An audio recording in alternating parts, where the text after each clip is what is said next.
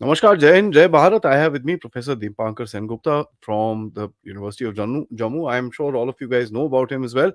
But I want to talk to him about something that I've been wanting to talk to him for a long time, the global economy. Band baji, yeah, boss, that's the only thing I can say. Namaskar, sir. Thank you so much for coming in. Uh, Namaskar, namaskar, Aadi.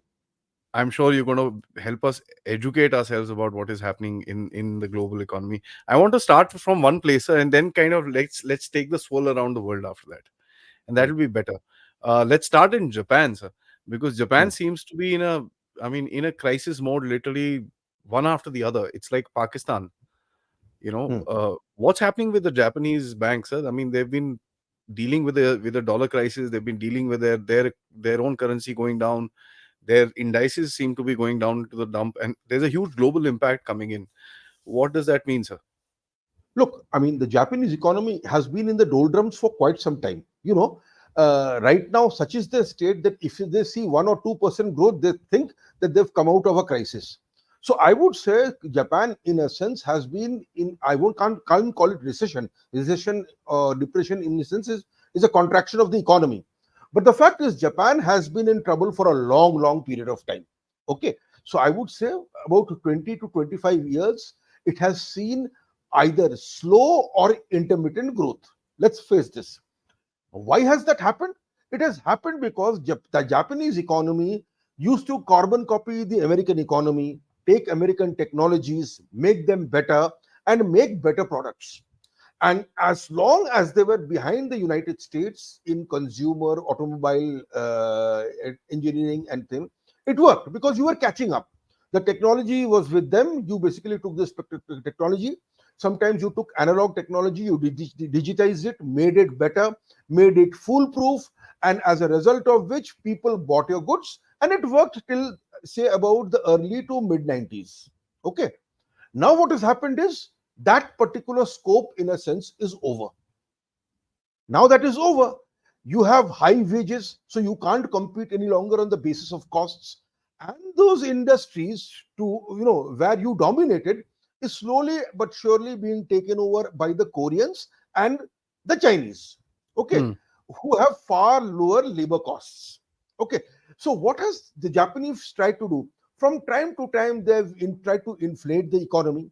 How do they inflate the economy? So you basically carry on fiscal policies, you keep on spending on infrastructural projects you don't require, as a result of which the Japanese government, in a sense, is saddled with massive, massive debt. And the Japanese companies traditionally, for a long period of time, have relied on bank finance. Now, if that particular economy is, in a sense, slowing down or not growing, and if it is has depended on finance to pull it out of trouble, and if that has not worked, then obviously you will be in financial trouble. There is no doubt about it. Slowly but surely, and the Japanese firms have been warning the Japanese government about it. Slowly but surely, kya? I mean, for a long period now, they are being displaced throughout the world by Chinese firms. Okay, the Japanese companies have been telling it. The Japanese government for a long time did nothing about it. And let us face it, I mean, there is some poetic justice in this. Uh, so what happens is you are now in a state where you basically shot your bullets, the financial bullet. Your economy is still in trouble. Your largest firms, which are indebted to banks, are showing indifferent growth, and therefore there will be a financial crisis, no doubt about it. Now, what is the poetic justice? You see, the Japanese firms, to reduce costs, have long invested in Southeast Asia. I mean, a part of the Japanese factory system is in Southeast Asia. That is Correct. why, if you remember, some time ago, when there were floods in Thailand, uh, everybody had a problem buying those Sony LED TV sets, because Hmm. part of the production line is, in a sense, with Thailand. Ah. No, yeah. Now, if you look at their investments in India, the Koreans, even the Chinese, have been investing in production lines in India. Of the Japanese company, I think Maruti has had an astounding success outsourcing much of Suzuki's production in India, and they've been rewarded heavily for this.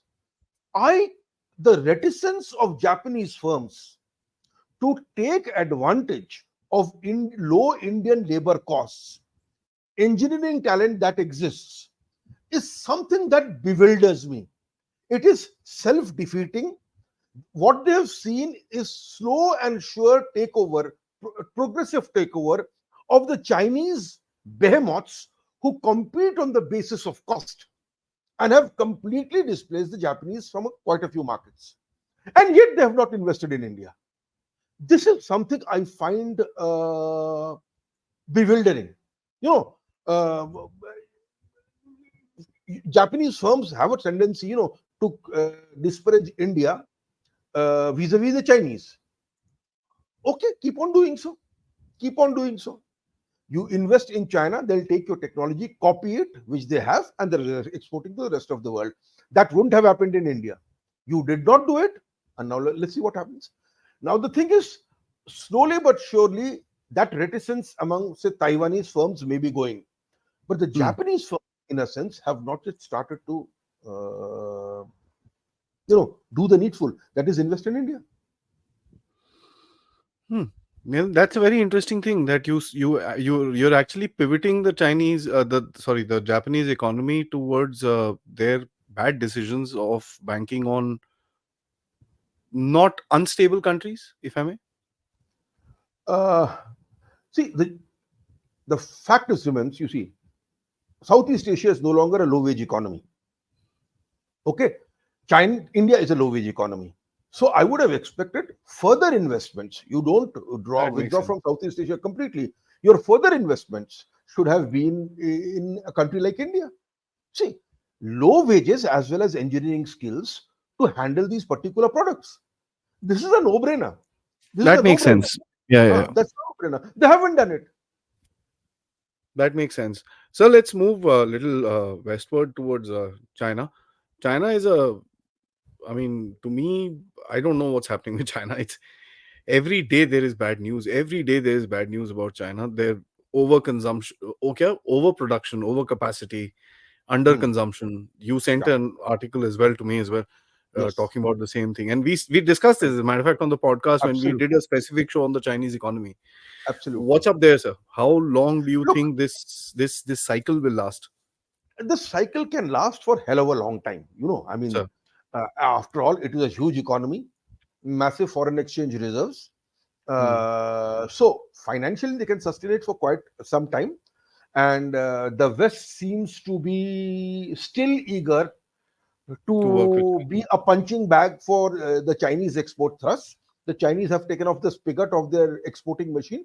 They've started to again, carry on where they left off 1 or 2 years ago.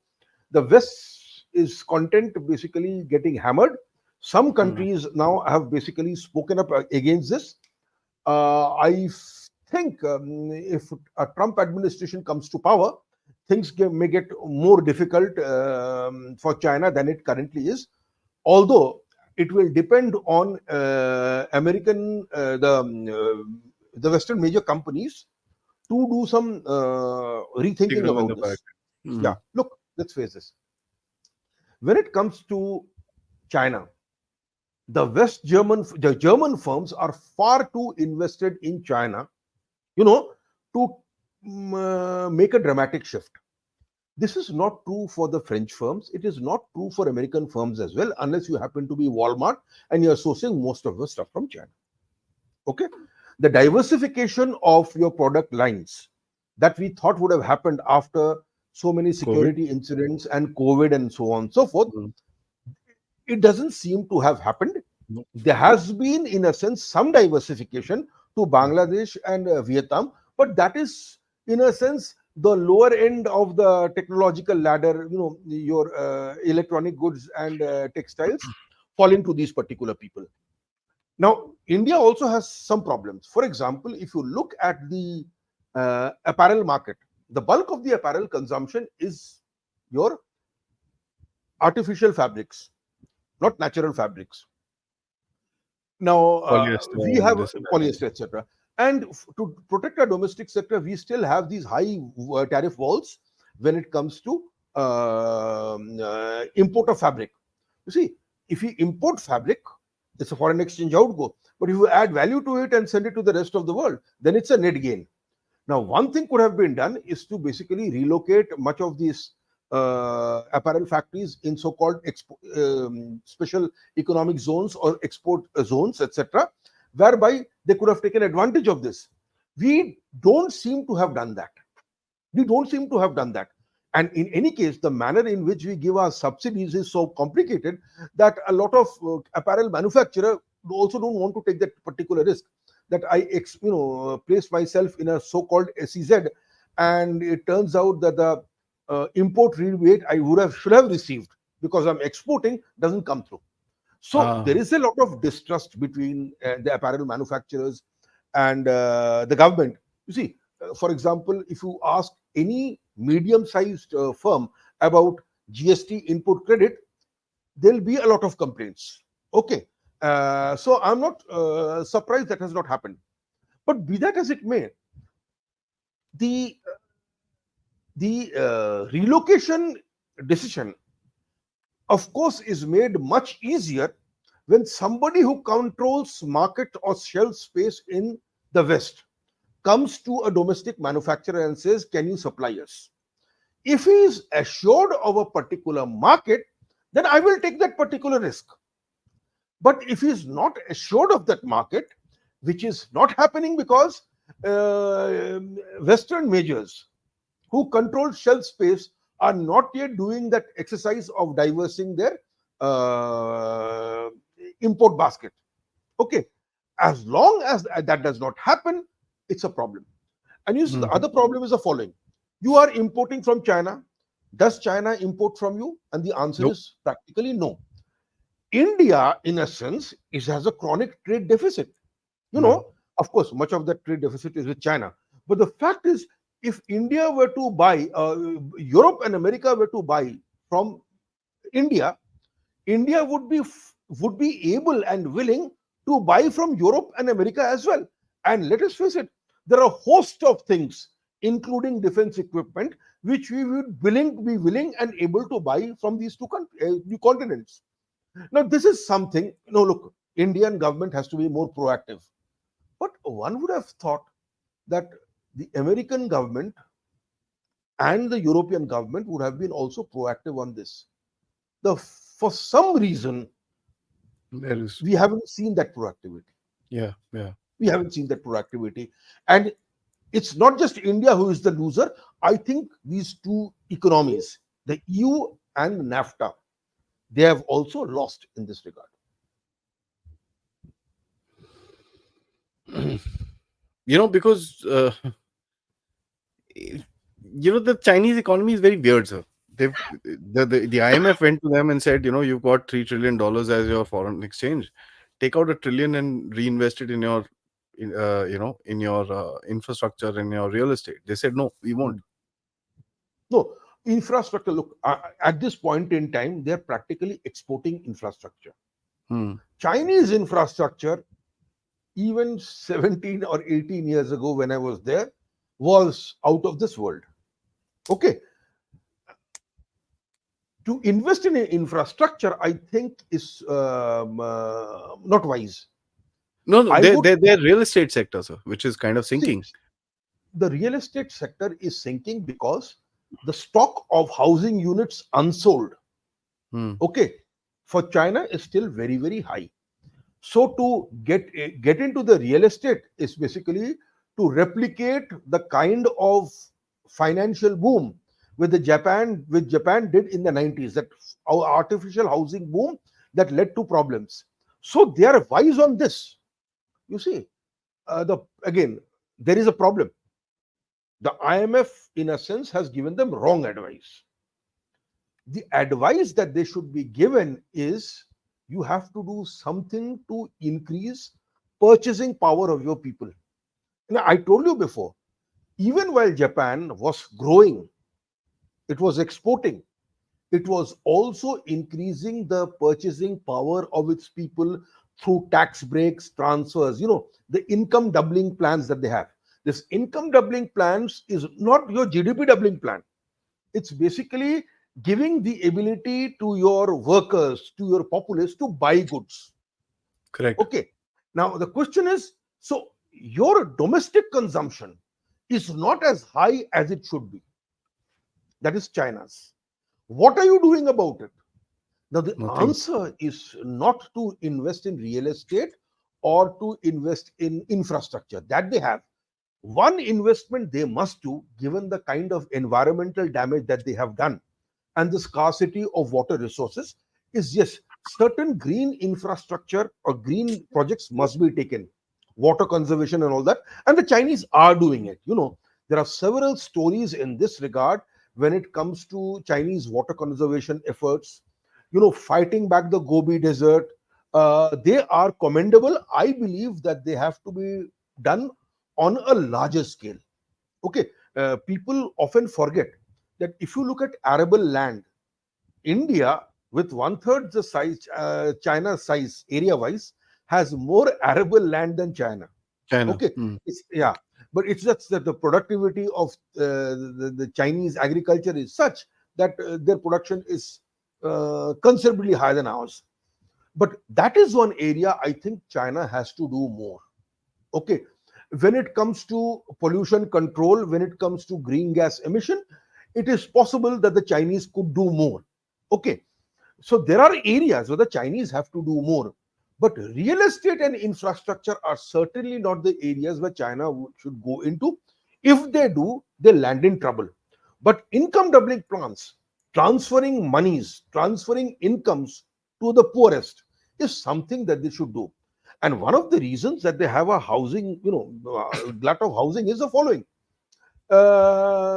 Realtors, real estate people don't have to buy land. They're actually farmland is taken away from the farmers because all land is owned by the state and given to these real estate people.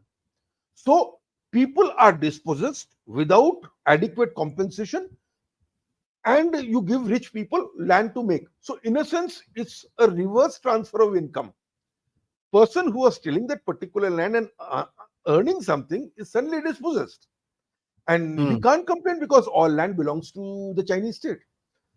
So there are problems with China, severe problems with China. I've spoken about them, but the IMF's solution is no way to go. One Hmm. of the things that they could do is the following: that they can make ownership of property easier. Okay, taking care of the fact that this does not lead to speculation, where people keep on buying flats, etc., etc., and then they speak for speculative purposes, and then what happens is again there's a housing bubble, and you end up like Japan ended up. That should not Hmm. happen. But yes, if there are couples who are starting and they don't own a house, make it easy for them to buy a house. That has tremendous externalities. Prior to the mortgage crisis in the United States, just after the Second World War, the Americans made housing, tried to make housing through the various financial schemes accessible to the American middle class or the lower class, and America benefited. That is something that the Chinese can do. The trick is to get out before it becomes a speculative bubble. Okay, so there are ways and means where the Chinese can take care of this particular problem. They are not interested.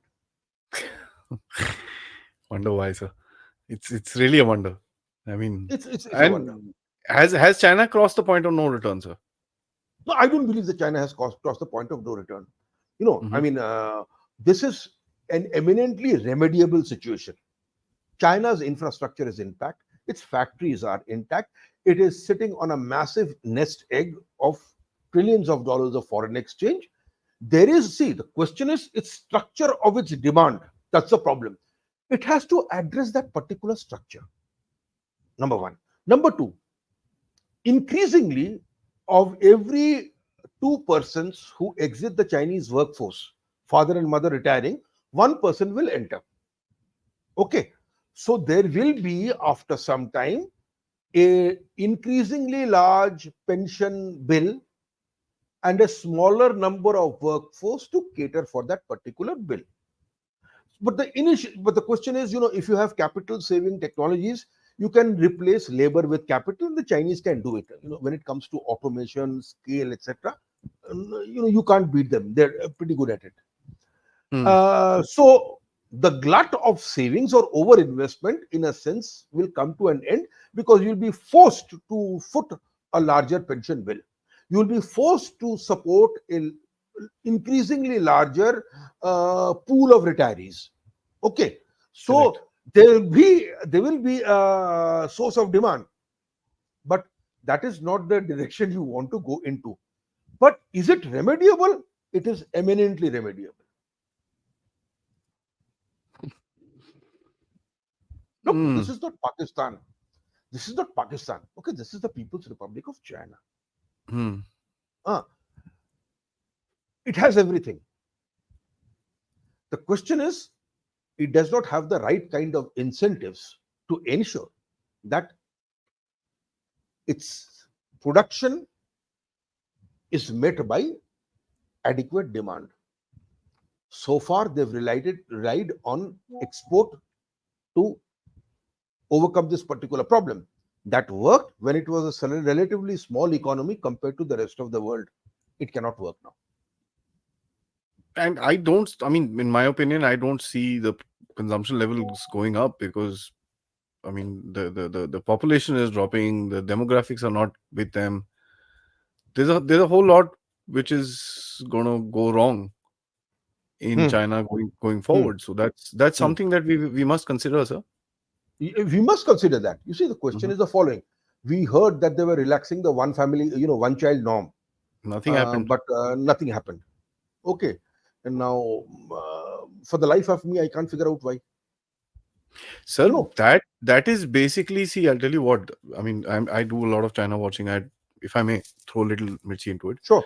See, the people, sir, in China today have realized one thing. Yeah, we are being used, right? And there are movements within China where what do you call, youngsters have actually said, yeah, bailan, you know, let it rot. I am not working anymore. No, see, but that is also because this particular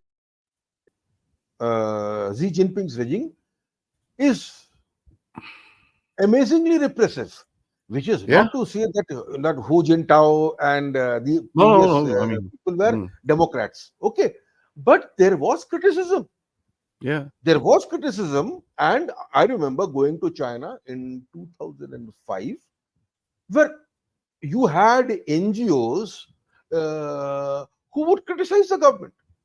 You would say, what they're doing in Xinjiang will basically lay the basis of an even larger problem later on, etc., etc.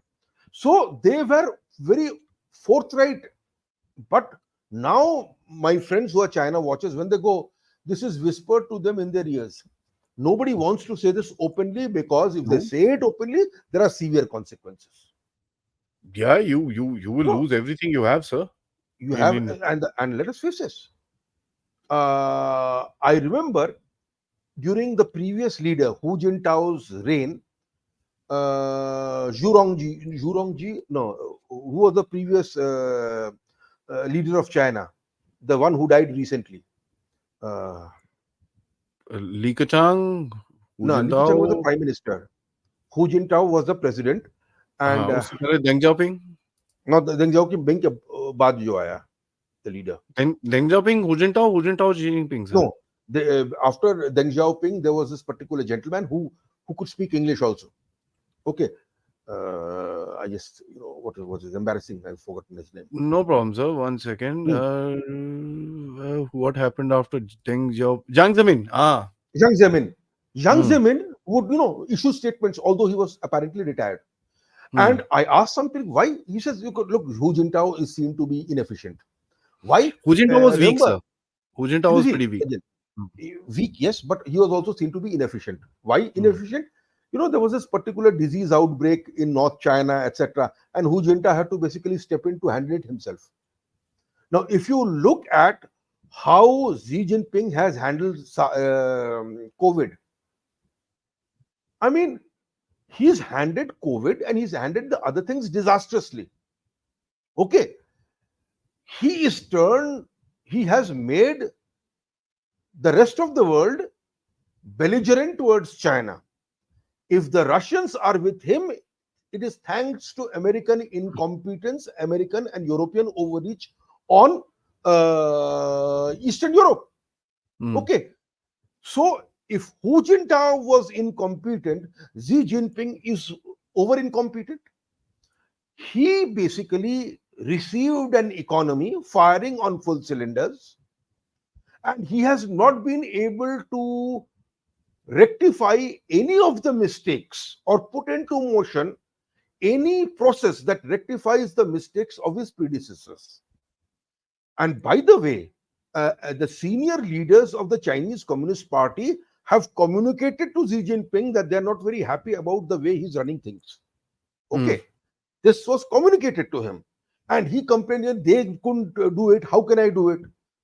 They couldn't do it, but they did other things. You know, it is up to you to basically take the thing forward. Now he is incompetent, but his incompetence is hidden or overshadowed by his authoritarianism.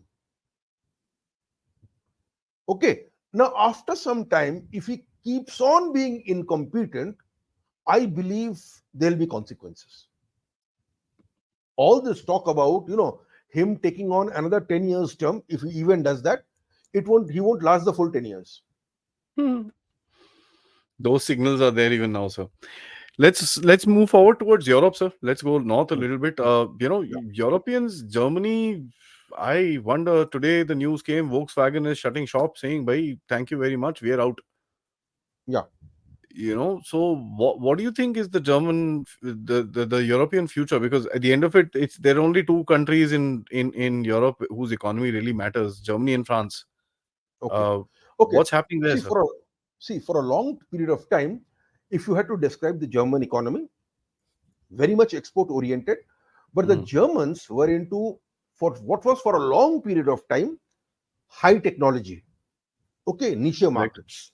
Mm, So the Germans export cars, so do the Japanese, but mm, somehow, call it marketing, styling, whatever, German motor cars always appealed to the upper niches. So mm, the Germans were able to pay very high wages to its workers and yet get a market for its goods in the rest of the world. mm, Okay. Now, the fact is that is possibly coming to an end. It is true that the Volkswagen production line, is possibly the cheapest of all the German cars. It is not BMW, it is not Mercedes Benz. Yes, there are lines like Porsche, which is also owned by Volkswagen, which are correct. premium items, but the others, in a sense, are more economical. And if they are more economical cars, then cost becomes important. And if costs become important, then relocation to cheaper locations or cheaper sites, therefore, is something that you have to live with. Now, look, one of the things they could have said, we are basically building a factory in India from where we will import to Germany, but they are basically relocating parts at least to Europe. They're Mm, heavily invest. Sorry, to China. You don't be surprised if you see the Chinese production lines going up. Okay, and slowly but surely, because the Chinese have made it very very clear that when it comes to import of automobiles, yes, for a long time they did tolerate import of German cars, but slowly but surely production lines have been set up in China itself. Okay, but importing cars into China is a strict no-no. The Chinese can export whatever they want to do to the rest of the world, but when you start importing where you have a particular advantage yeah. to China, it's a no-no. So the Volkswagen is doing, again, uh, it's true that the Germans were in highly technologically advanced industries, but name me a German technology or an industry which is new. It's Not not for in a long IT. time, sir. Not not for a for a long long time. time. Yeah. Now the question is, it's in pharmaceuticals where your proprietary knowledge is protected by intellectual property rights. Okay, but the fact is that's okay where the European and the rest of the world markets is concerned. If the Chinese were to copy anything German and sell it domestically, would the Germans be able to do anything? And the fact is no. Okay, so the Germans are far too invested in China to do anything about it. And you will see certain things, you're starting to see certain things in Germany that you thought wouldn't you ever have seen. It's, Hmm. see, Volkswagen is the one that got the headlines. There is another German steel manufacturer, IG Metal. They are also closing down, they are also on the verge of closing down their production lines. But then, see, they produce steel, and steel is costs. Okay, steel is costs. And let us face it, given the wages that Germany has, okay, and some mistakes with respect to energy that Germany seems to have made, it's pushed up energy costs, high labor costs to begin with, and therefore they are now starting to exit certain industries where costs are important. It is Volkswagen today. Don't be surprised if it's Mercedes Benz, Daimler Benz tomorrow. Don't be surprised if it is. Is that the end of Europe, sir? Again, the question is, if they wait for a longer period of time, it will be over. You look, what the Chinese have done is the following. They've taken one industry, they basically get technology from you, they achieve economies of scale, and then they completely take over that particular industry. Completely take over that particular industry. Now, the question is, if European production lines cease to exist, then there is no way, even if you impose tariffs later on, that you are going to come back. Because after some time, even those workers who are adept at making cars, they will not, that continuous technological upgradation has now received a break. So to expect them to come back to the production line and start producing cars or engineering items as if nothing has happened, just not going to work. Remember, once upon a time, the first jet aircraft, passenger aircraft, was Great Britain, the Comet, even Hmm. before Boeing came out with its Boeing jet planes. It was the Comet. Do you think the British, even if they put up tariff barriers, would be able to recreate their aircraft business, passenger aircraft business? No. I mean, how long has it been since they stopped the production of the Hawker Siddeley aircraft? Long time. And yet, Britain, even in the 50s, was technologically far more advanced than many of the countries that you're talking That's true. Especially aviation was, as you said, was about. Yes, aviation, yes, absolutely. British aviation was absolutely crazy, sir. Let's Absolutely. jump across the pond, sir, to America. Yeah, What do you see happening there? The debt. I mean, every 100 days, $1 trillion gets added to the debt. yeah, yeah. But the Nobody seems question to is, be, you know, look, America is a special case. American debt, in a sense, is denominated in dollars, and the rest of the world has not lost its appetite to hold on to dollars. So, how does it matter? Okay, as long as inflation is under control, as long as this employment generation, the Americans and the American state is largely not bothered, which is not to say it's not a problem. You see, America has a chronic deficit, trade deficit, which is financed by the rest of the world. hmm, But this trade deficit also means that America also, in a sense, has been deindustrialized.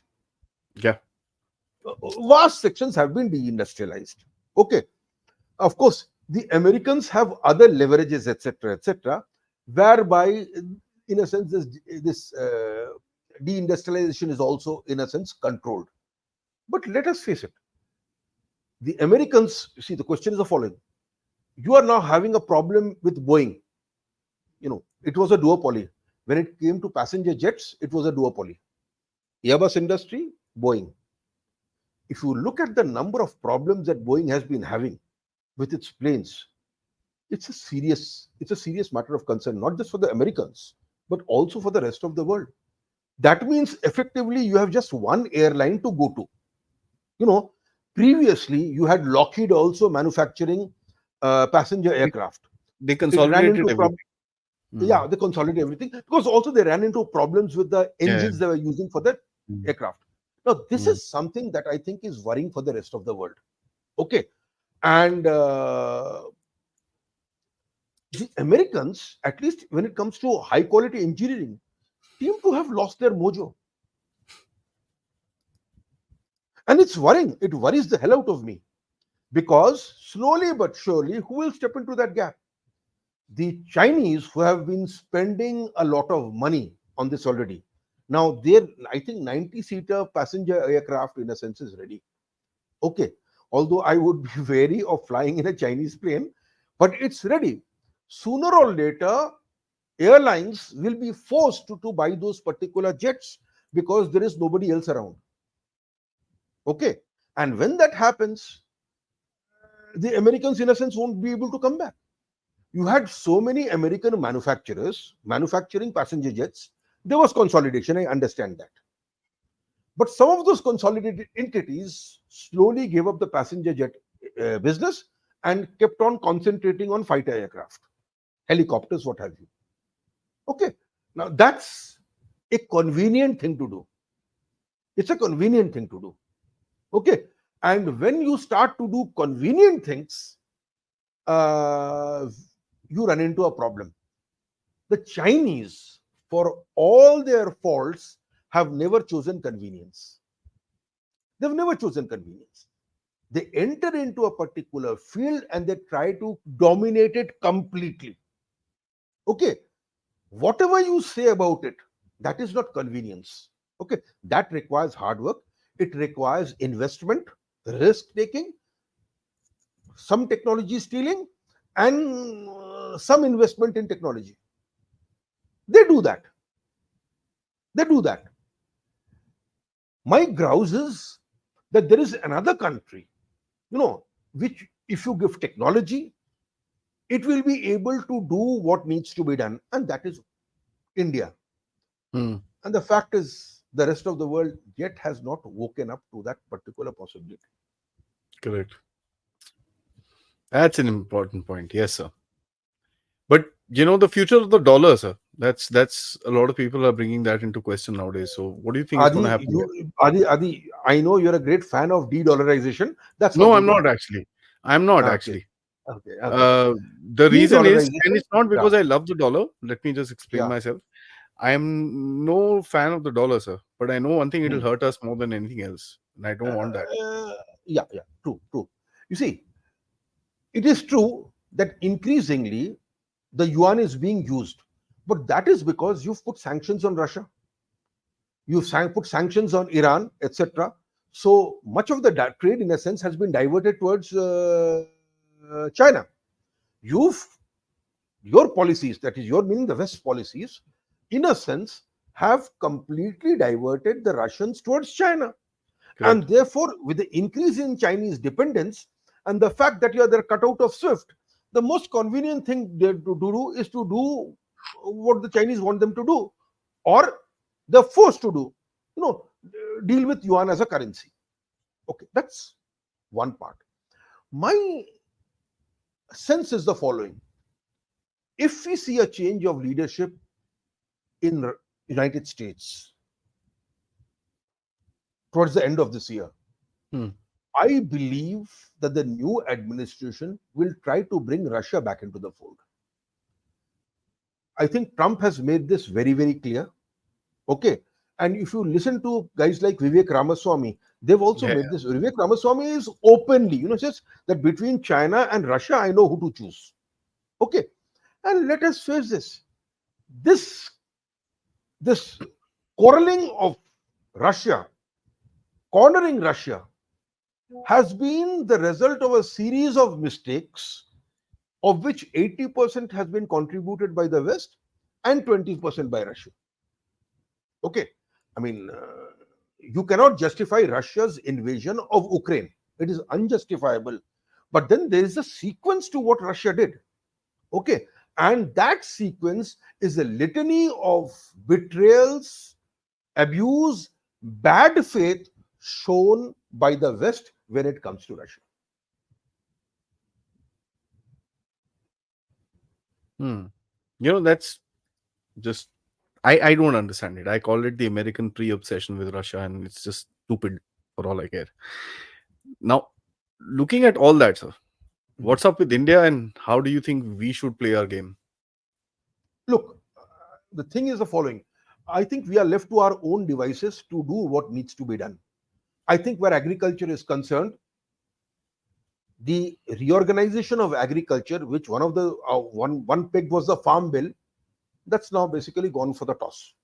So we will have to do certain things in agriculture. I think when it comes to agricultural procurement, Hmm. we have to move out procuring rice from water deficient districts or water crisis districts of Punjab and Haryana to other places.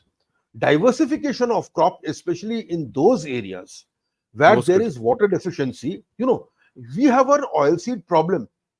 There was a plan to basically introduce oilseeds in those particular areas. I would have liked the market to do it, but given the kind of tamasha that you've seen, I think this has to be done in a sense with a great deal of government nudging and pushing.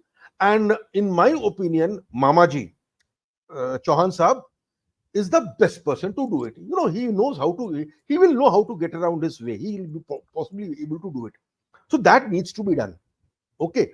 Uh, we have an oversupply of grains, Hmm. undersupply of vegetables, and all that sort of a thing. If you Pulses. redeploy pulses, you redeploy your agriculture, that is a problem that can be tackled. That needs to be tackled. Now, when it comes to manufacturing, I think I would have, I personally would have liked the government to play play the role of providing infrastructure, logistics, and an enabling environment. But I now know that more needs to be done, and I think the PLI, in a sense, is showing the way.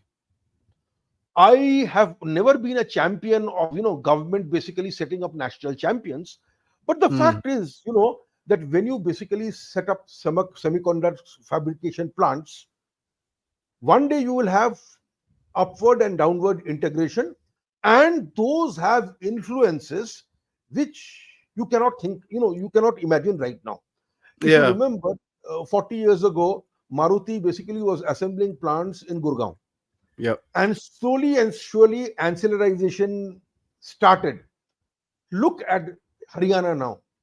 To a fact, now we are making our own engines, which is not. We are making our own engines. Okay. The fact is, if you look at Haryana today, Haryana's GST, is several times more than that of Punjab. Punjab. Because of what? Punjab. One factory.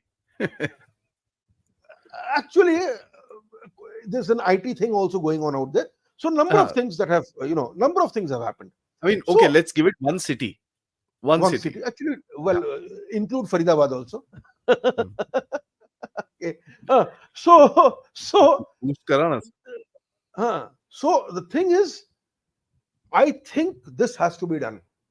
Hmm. And what excites me is the following: your semiconductor plants are coming in places like Assam.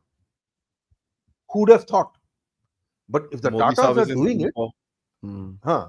If the Tatas are doing it, and you have a aggressive CM like Himanta Biswa Sharma showing a different kind of an aspiration, this is a technological aspiration. Yeah. You know, then I find it exciting. I True. find it exciting. Okay. Hmm. The other slow and steady state, other state which is slow and steady is Orissa. Look at Orissa today. It's per when we were children in school, we were told that Odisha is the poorest state in India. Today, its per capita income has crossed that of West Bengal. Okay, its GST receipts are slightly more or less than West Bengal, with roughly half the population.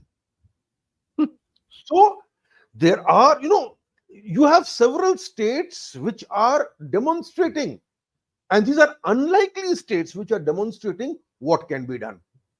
And if they can do it, I think this is something that we can basically go on to the rest of the country as well. We Sure. need PLIs basically, in industries that Everything. hire a lot of labor, Yeah, yeah. wage labor. We Mm, need that. Now, I think we still can do it in apparel. We are increasingly do it in electronics. mm, Electronics is a story. Okay. Now, initially it will be assembly. Sooner or later, it will be more than assembly. But apparel is one story, I think, where a lot can be done. Still, our problem is that we are focusing on natural fabrics when the rest of the world essentially does polyester, etc. But then, mm. even more, I look, there is a creative economy that is going on. Each village, each district has a particular niche that needs to be exploited, given to the rest of the world. There are 1,001 ideas. You see, what we have to rediscover is our ability to make things. There is an idea on the ground, and you look at the IITs. These young students are trying out new ideas, new things. Now is the crucial time where availability of finance and a prod into manufacturing is given, so that all these things start coming together. Coming And together. Mm, we have to do a lot of skilling also. We have to do a lot of skilling. I don't think we've gotten our act on skilling as of now, but generally, if you look at the Germans, skilling has been the outcome of apprenticeships. Now, the government has just came out with announced it. a scheme of apprenticeships, but when you talk about apprenticeships and you do it without consultation with the manufacturing sector, Mm, then something is left to be desired.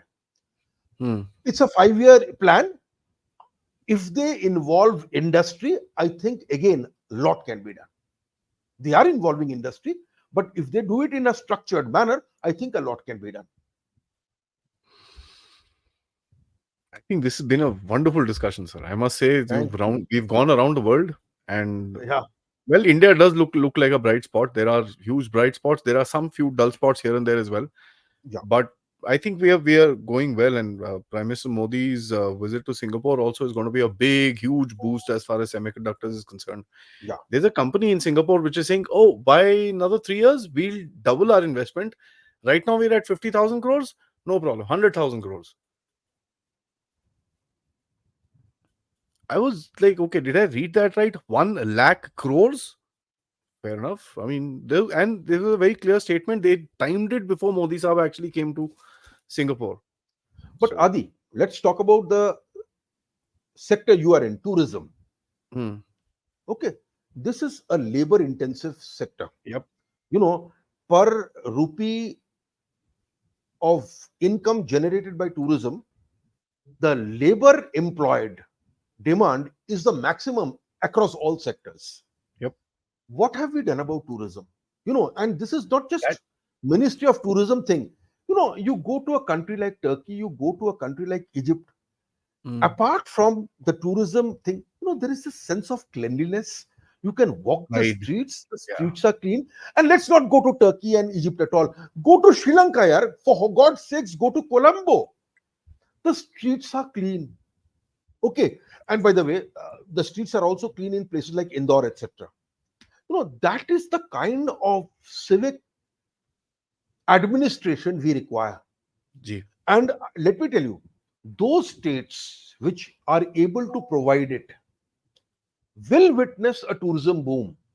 You see, all states have some cultural heritage or the other. Okay. So if they market themselves well, you basically land in a place where everything is clean, you feel good about it. You know, see, for example, you go to Rajasthan, it's more or less clean, okay, given Indian standards. But then you go to say, do the Chaurasi course, Parikrama, you know, Merit and all that. Lots needs to be done. You have a vast section of our countrymen, there's spiritual hunger. Mm. Once you basically make these places fit enough to visit, clean enough to visit, so much can happen. And one fantastic example is Mata Vaishno Devi. Yeah. Before Jagmohan took over this particular institution, it was governor's rule, and he enacted what was called the Sri Mata Vaishno Devi Shrine Board Act. And he took over what was a filthy route full of encumbrances. He cleaned it up, he made it pilgrim friendly. Now people now go and sometimes crib. They haven't a clue what it was in 1984 before he took Yeah. it over. And that single spot today gets 10 million people. And You even know, 1990s, sir, late 90s तक हालत खराब थी. ये तो 2000 halat में kharab thi. things. You see, as you generated more money, you started cleaning it up. You started putting in more amenities. Now there are so many places in India where you can actually do this. Hmm. So you have France getting 60 million visitors, 70 million visitors, Italy 70 million visitors. What are we doing? What are Correct. we doing? Huh? And today, Indians contribute a large part of that particular pool of visitors. We are going to Mm-hmm. Thailand. Okay, we are going to all over the world. There is so much in our country, in the various states, where you can actually come in. And what on earth are we doing about it? Now, this is not just a tourism initiative. There's a host of things. There is transportation. There Yeah. is Civic, there is civic infrastructure, whole lot of things. infrastructure, etc. A whole lot of things that has to be done. You know, I don't know the Turkish language, but using Turkish public transport, in spite of not knowing the language, you do it. This is true for many European cities as well. I haven't a clue what's basically written out there, but somehow you make that is a problem. That is a problem that has to be addressed. So, We're talking about the service economy. The service economy is not always IT and other things. This is one area of the service economy where so many jobs can be created, from unskilled to semi-skilled to fully skilled, all kinds. And we have to ask ourselves, what are we as a nation doing about it? And I'm surprised how little we talk about tourism. yeah, and the kind of wonders that we sit on in this country is not even funny, sir. Yes, Half the time yes, when we go to certain places and you say, यार यहाँ पर क्या है? अच्छा, ये भी है? I didn't know, यार. This is our own reaction. Forget yeah, what happens outside. Thank you for leaving that thought, sir, right at the end. And always a pleasure interacting with you. I hope to do that more often because yeah. economy is something that's going to be the flavor of coming months, I think. So we must, if I may request you, we must do a kind of a sort of an update sort of a thing once every 30 odd days so that we can keep a track and keep a follow-up of our discussion. It'll be great for the audience to actually follow along as well. Thank you, Sure. sir. Jai Hind, Thank you very Jai much. Bharat. Jai Hind. Jai Bharat.